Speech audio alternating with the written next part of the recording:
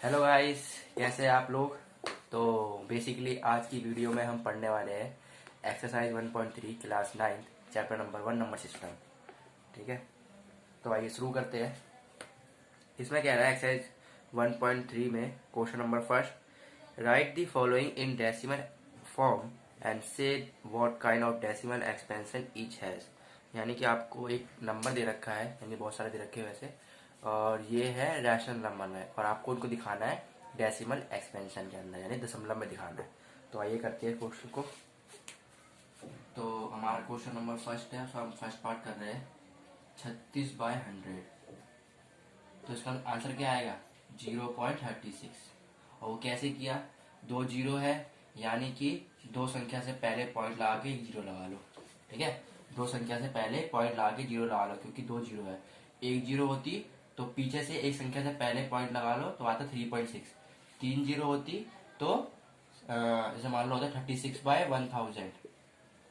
तो क्या होता, यानी कि तीन में आखिरी से तीन संख्या के पहले पॉइंट लगा के जीरो लगा लो, यानी कि आखिरी से, यानी 36 से अब तीन नंबर चाहिए तो एक जीरो और लगा लेंगे यहाँ पे .0। तो इसका आंसर ये आता। ठीक है, चार होगी तो 0036, यानी कि क्या आएगा 0.0036। चार जीरो होगी, पांच होगी तो 0.00036। ठीक है, तो आपको समझ में आ गया होगा। और इसको हम ऐसे भी कर सकते हैं डिवाइड करके, 100 लिखा बाहर, 36 लिखा अंदर। ठीक है, 36 कटेगा नहीं तो जीरो लगा के पॉइंट लगा लेंगे तो बढ़ जाएगी जीरो। 100 या 300, बचेगी 60, फिर पॉइंट की बदौलत बढ़ जाएगी जीरो यहाँ पे, और 100 छिक्के 600। तो आंसर क्या आएगा हमारा 0.36। तो अब करते सेकंड पार्ट। सेकंड पार्ट में कह रहा है 1/11।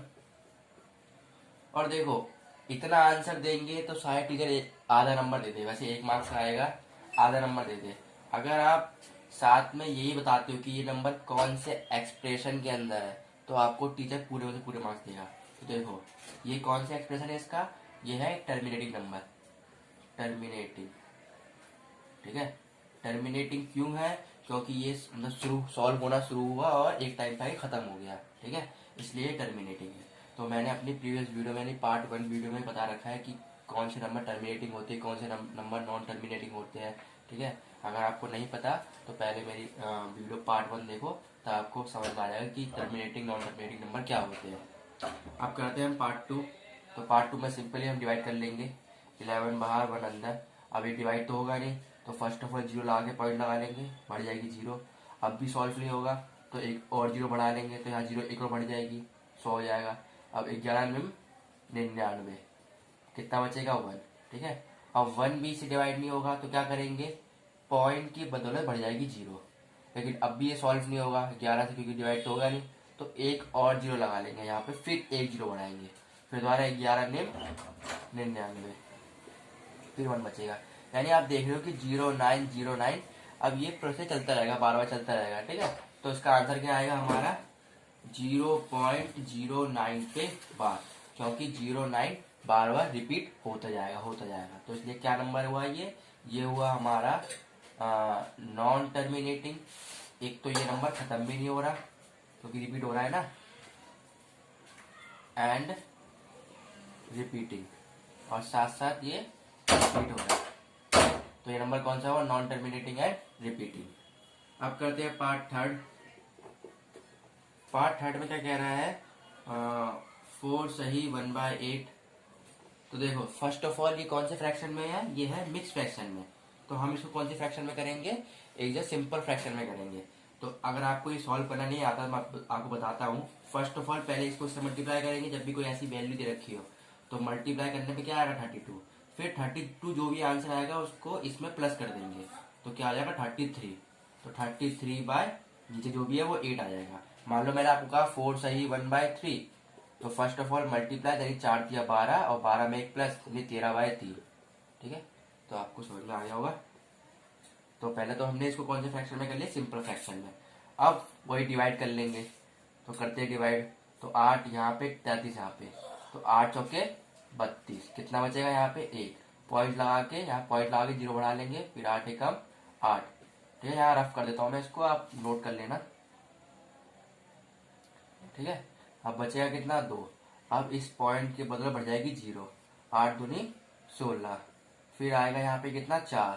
फिर इस पॉइंट के बदले बढ़ जाएगी एक और 0, और 8 पंचे 40, और ये पूरा कट जाएगा आंसर। ठीक है, तो क्या आंसर आया इसका 4.125। तो ये कौन सा नंबर हुआ, हमने आंसर तो निकाल लिया, हमें चाहिए पूरे मार्क्स, तो हम बताएंगे भी नंबर कौन सा, टर्मिनेटिंग है नॉन टर्मिनेटिंग है। तो ये नंबर क्या है, टर्मिनेटिंग। टर्मिनेटिंग क्योंकि ये सॉल्व होना शुरू हुआ और खत्म हो गया। ठीक है, क्वेश्चन नंबर 4। तो क्वेश्चन नंबर 4 कहता है 3/13। तो सिंपल फॉर्म में ये तो सीधा हम उसका वो कर देंगे, डिवाइड कर लेंगे। तो 13 बाहर 3 अंदर, पॉइंट लगा के 0 पॉइंट लगा के 0 बढ़ा लेंगे यहाँ पे। 13 दूनी 26, 26 आएगा, यहाँ बचेगी 4। फिर इस पॉइंट की बदल बढ़ जाएगी 0, फिर 13 3 39, फिर बचेगा 1। इस पॉइंट की बदल बढ़ जाएगी 0। अब भी ये सॉल्व नहीं होगा, तो यहाँ बढ़ाएंगे एक 0। मैं रफ कर रहा हूँ, आप नोट कर लेना। ठीक है, तो अब इस यहाँ 0 लगा के एक और 0 बढ़ा लेंगे, और 13 सत्ते होते हैं 91। तो कितना आएगा, यहाँ करता हूँ, यहाँ है 100, यहाँ लिखा मैंने मान लो 91। तो कितना बचेगा, यहाँ पे बचेगा 9। अब फिर दोबारा इस पॉइंट की बदले बढ़ जाएगी 0। फिर 13 छिक्के 78, और 13 सत्ते 91। तो यहाँ आएगा 13 छिक्के 78, 13 छिक्के 78। कितना बचेगा, 10 में से 8 गया बचे 2, 8 में से 7 गया बचा 1। ठीक है, अब फिर दोबारा इस पॉइंट की बदल बढ़ जाएगी यहाँ पे 0, फिर 12 पढ़ेंगे। तो 13 निम्न 117। फिर बचेगा यहाँ पे, क्या कर देता हूँ, 3 बचेगा यहाँ पे। ठीक है, 120 में 117 3 बचेगा। फिर दोबारा पॉइंट की बदौलत बढ़ेगा 0, फिर करते हैं 13 दूनी 26, फिर वही 4 है ना, फिर वही 40, यहाँ पॉइंट की वजह 0 बढ़ जाएगी, फिर 13 3 39। तो अब आप एक चीज देखोगे, अब ये प्रक्रिया यानी यहाँ से लेके यहाँ तक की प्रक्रिया फिर दोबारा स्टार्ट हो रही है। ठीक है, यानी कि हमारा आंसर क्या आएगा, 0.23079 पे बार, क्योंकि क्या हो रहा है, ये अब नंबर फिलहाल रिपीट होते जाएगा। अगर आप करना है तो आप पूरा करते रहे करते रहे करते रहे, कभी खत्म ही नहीं होगा, ये आंसर रिपीट होता जाएगा। तो ये क्या हुआ इसका आंसर, ये नंबर हमारा नॉन टर्मिनेटिंग, एक तो खत्म ही नहीं हो रहा है, ये डी नंबर है इस कारण। ठीक है, तो नॉन टर्मिनेटिंग है एक तो ये, और एंड रिपीटिंग है। ठीक है, रिपीटिंग क्यों है, क्योंकि ये नंबर बार बार रिपीट होता जाएगा। ठीक है, तो पहले मैं रफ कर लेता हूँ, आप नोट कर लीजिए इसको, फिर साथ करेंगे 5th पार्ट।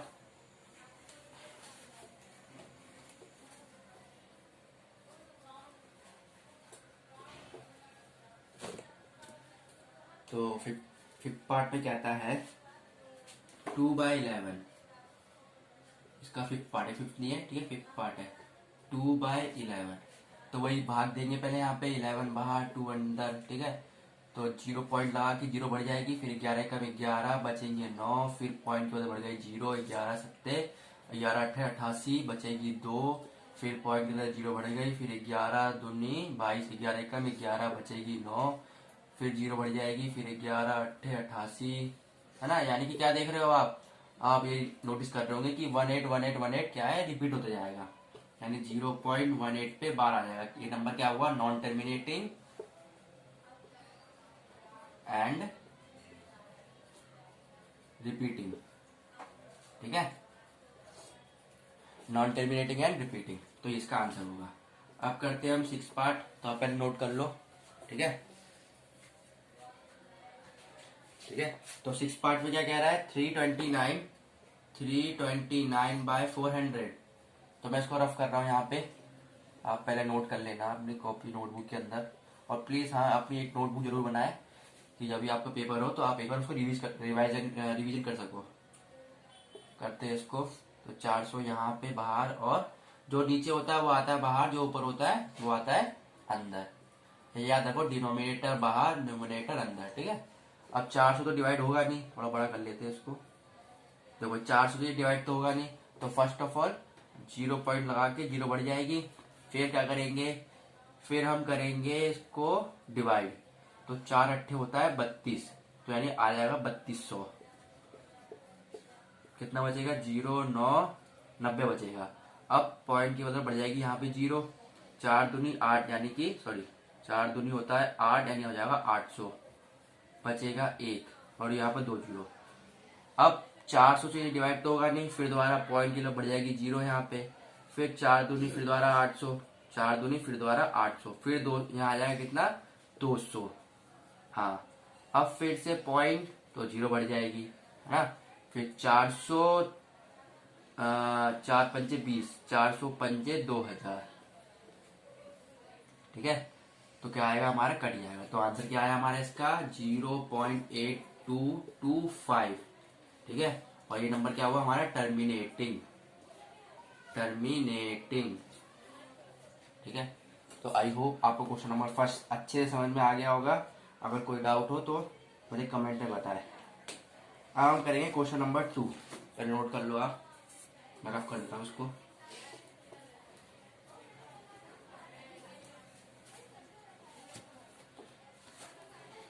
क्वेश्चन नंबर 2 में कह रहा है वो कि you know that 1/7 is equal to, एक नंबर दे रखा है, ये आपको 1/7 की एक तरफ वैल्यू दे रखी है। Can you predict what the decimal expansion of 2/7, 3/7 are without actually doing the long division, if so how, ठीक है। तो वो कह रहा है कि आपको एज अ ये नंबर दे रखे हैं और आपको इनकी वैल्यू निकालनी है, वो भी बिना किसी लॉन्ग डिवीजन के मेथड के। तो सिंपल है, बहुत ही सिंपल है। 1/7 की क्या वैल्यू दे रखी है हमारे पास, 0.142857 पे बार। अब वो कह रहा है कि 2/7, 3/7, 4/7, 5/7, ठीक है, और 6/7 सब रख ही देते हैं। तो अगर मैं इस नंबर को ऐसे लिख लूं 1/7 मल्टीप्लाई 2, तो कोई दिक्कत है नहीं है, क्योंकि ये नंबर भी तो यही है, 2 1 जा 2, 2/7 तो वही तो है। और 1/7 की वैल्यू क्या है, 0.12857 पे बार, उसके मल्टीप्लाई 2 से। तो जब मल्टीप्लाई करोगे क्या आंसर आएगा, 2 7 जा 14 की 4 हासिल 1, 2 5 10 11 का 1 हासिल लगी, 2 8 16 7 के साथ हासिल लगी 1, 2 दूनी 4, 1 5, 2 चौके 8 और 2 एकम 2.0 पे बार। तो कुछ ये आंसर आएगा, ठीक है। चेक कर लेते हैं पीछे क्या आंसर है। 1.3 का क्वेश्चन नंबर 2, 0.285714, हाँ ठीक है। तो क्या है 0.285714 पे बार, क्योंकि बार लगाता है ना इसके ऊपर, तो ये आंसर आएगा। अब इसका क्या लिखेंगे, इसको लिख लेंगे 1/7 मल्टीप्लाई 3, है ना। तो 1/7 की वैल्यू क्या है, 0.14287 पे बार, और मल्टीप्लाई 3 से कर दो, जो भी आंसर आएगा आप लिख लेना, ठीक है। इतना तो आता ही होगा आपको। तो इसे कैसे लिख सकते हैं, 1/7 मल्टीप्लाई 4, तो क्या आएगा यहाँ पे 1/7 का वैल्यू लिखेंगे पहले 1428857 पे बार मल्टीप्लाई 4, इसको ये मल्टीप्लाई कर लेना तो एक वैल्यू आएगी, ठीक है, वही हमारा आंसर है। इसमें भी सेम ऐसा 1/7 मल्टीप्लाई 5, ठीक है, 0.1428857 मल्टीप्लाई 5, ठीक है। मेरे वीडियो देखने से पहले आप क्वेश्चन को खुद सॉल्व करो, तभी आपको चीजें अच्छे से समझ में आएगी, ठीक है, कि आपने क्या गलती करी है ना, और भैया क्या समझा रहे हैं यहाँ पे, है ना। तो अगर खुद से करोगे पहले, उसके बाद वीडियो देखोगे, ठीक है, तो आपको चीजें अच्छे से समझ में आएगी, ओके। इसमें भी ऐसा 1/7 मल्टीप्लाई 6, तो क्या हो जाएगा यहाँ पे 1/7 की 0.1428857 पे बार मल्टीप्लाई 6, ये हो जाएगा हमारा आंसर, ठीक है। तो आप इसके मल्टीप्लाई करके आंसर निकाल लेना। इसका क्या होती है, 7 किसका हासिल लगा 2, 3 5 15 और 2 17 के साथ हासिल लगा 1, 3 24 25 5 हासिल लगी 2, 3 दूनी 6 और 2 8, 3 चौके 12, 1 3 1 कम 3 1 4.0। तो ये इसका आंसर आएगा, और का आंसर आप निकाल लेना, ओके। तो आई होप आपको ये समझ में आ गया होगा।